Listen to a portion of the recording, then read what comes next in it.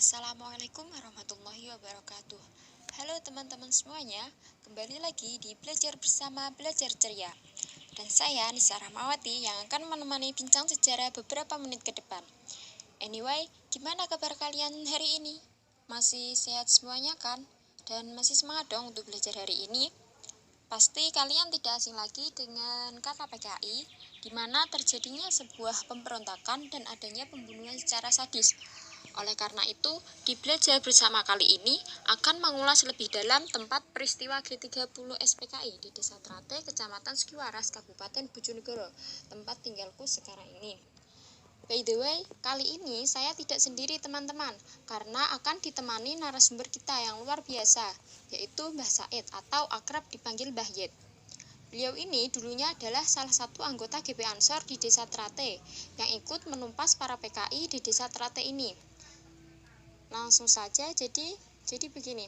Gerakan PKI ini adalah organisasi yang menjalankan paham Marxis-Leninisme dalam kehidupan sehari-hari. Paham tersebut merupakan paham dari Barat yang disebarkan di Indonesia oleh orang-orang Barat yang berpedoman pada garis komunisme internasional dalam menjalankan gerakan politiknya. Kelompok ini disebut sebagai kelompok anti ketuhanan. Faktor terjadinya pemberontakan di Desa Trate yaitu para PKI yang anti ketuhanan ini ingin menyebarluaskan paham tersebut dan kalau bisa merubah negara ini menjadi komunis. Masuknya PKI di Bojonegoro ini tidak diketahui dari mana asal dan pembawa gerakan tersebut, tetapi semakin lama semakin terlihat bahwasanya banyaknya masyarakat yang tergabung dalam anggota PKI. Sedangkan kelahiran dan perkembangan gerakan pemuda Ansor tidak terlepaskan dari sejarah NU. Gerakan Pemuda Ansor merupakan organisasi kepemudaan Nahdlatul Ulama yang menjunjung tinggi dan membela negara Indonesia berdasarkan Pancasila dan ikut berperan dalam menumpas PKI. Sekarang langsung saja kita ke narasumbernya. Sudah berapa lama bergabung dalam GP Ansor?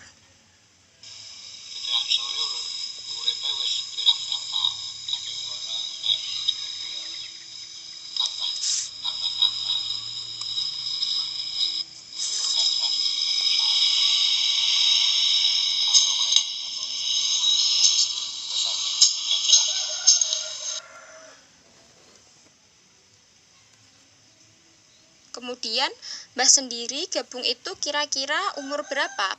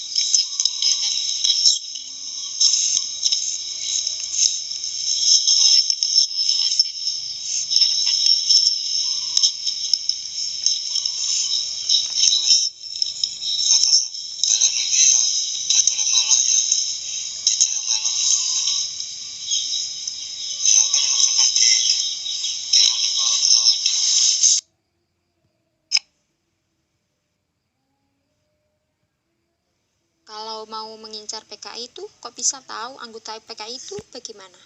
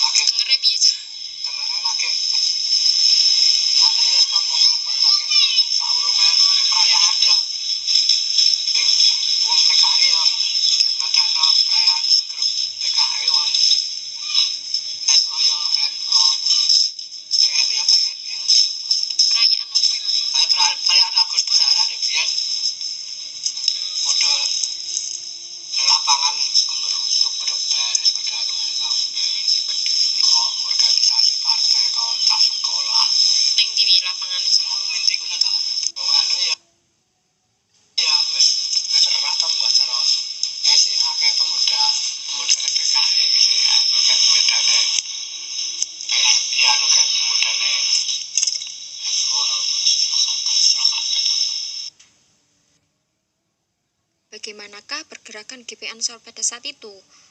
Dilakukan sebelum 30 September atau setelahnya? Sebelumnya gong berarti? Gong gak usah. Saurunge berontak apa-apa ya sak. Cara nek anu PKI ya sabare berontakan kuwi to. Berarti setelah 30 September ini. Dhuwur wis terus lagi ngisor. Nah, kuwi aneh-aneh kan. Wong pemerintah kan tengah saking kan gawe undang-undang pokoke jenderal itu kudu wong sitok kudu oleh ijo nyawa mbah 1000 wong mbah tampung.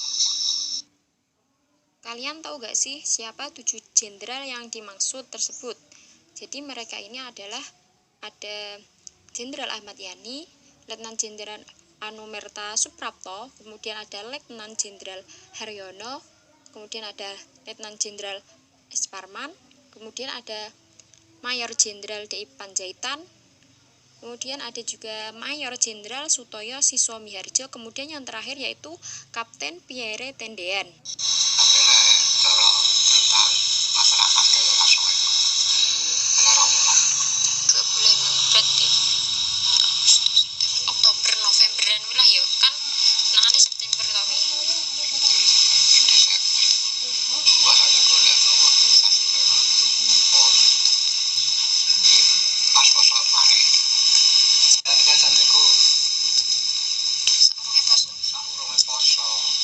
Saurunge poso wis ber matuk lapor.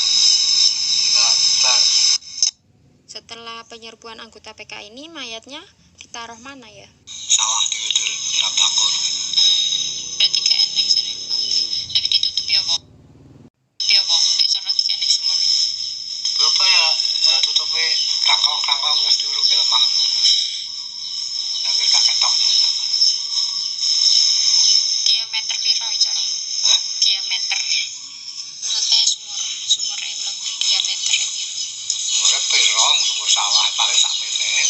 Tak dudu. Ini seru, sawahnya rata. Kemudian keadaan pasca penumpasan tersebut di Desa Trate ini seperti apa? Wis keneng nih, benih. Cara gak wedi PKI. Apakah Mbak tidak takut terhadap PKI di mana menurut orang-orang PKI itu kejam dan sadis? Sama ya kayak wedi to. Sebenarnya aku ya ora ada wedi. Tapi ngomong saya wedi to. Gak wedi lebih ya. Apa sing oke anggota Pak. Apa sing kena PKI karena orang wong kira-kira yang tadi ati to. Kita ansar kata-kata ilang. Jadi itu tadi sedikit kutipan dari narasumber kita. Kemudian ada sedikit tambahan penjelasan dari beliau, yaitu bahwasanya jadi dulu ini PKI tidak memiliki markas, tetapi jika mau berkumpul, mau rapat atau mau apa itu di rumah pemimpin atau ketuanya, atau mungkin juga di rumah anggota PKI yang lain. GP Ansor juga tidak adanya markas atau pos. Jika mau rapat itu biasanya di rumah siapa gitu, contohnya pemimpinnya atau di rumah kiai. Kiai sendiri ini juga tidak ikut memberontak, tetapi kiai mendorong dari belakang. Maksudnya ini kayak melatar belakangi, kayak kasih arah-arahan atau seperti itu. Biasanya juga GP Ansor ini mendapat undangan dari desa sebelah untuk ikut memberontak PKI. Undangan tersebut berupa undangan lisan, tidak undangan dari media cetak seperti sekarang ini.